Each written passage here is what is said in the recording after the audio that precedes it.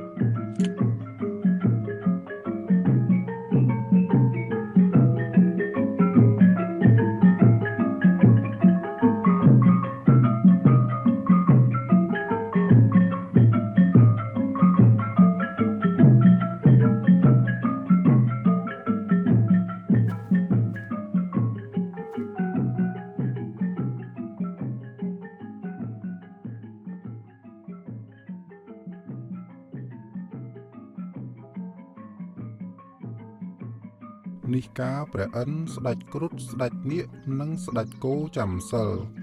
ស្ដេចខ្លះថាយើងបរិសុទ្ធស្ដេចខ្លះថាយើងមិនបរិសុទ្ធបើតាមទំនាយល្អពេកណាស់បើធ្វើការសពសារពើនឹងបានសម្រេចដូចសេចក្តីប្រាថ្នា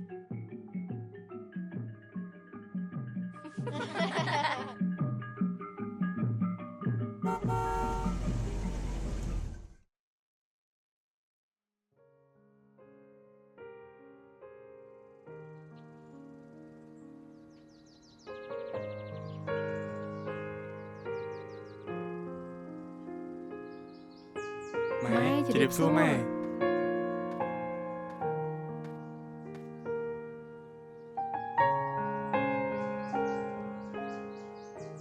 សូមឲ្យកូនរកស៊ីមានបានទៅណាមកណាមានតែសេចក្តីសុខសេចក្តីចម្រើនណាកូនណា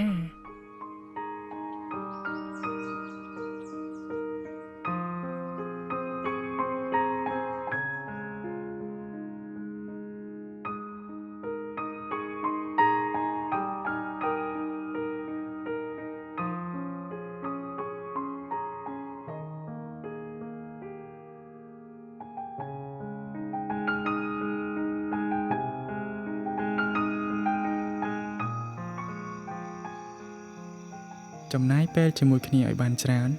ព្រោះយើងមិនដឹងថាការលាមួយណានឹងក្លាយជាការលាចុងក្រោយរបស់ពួកគេទេ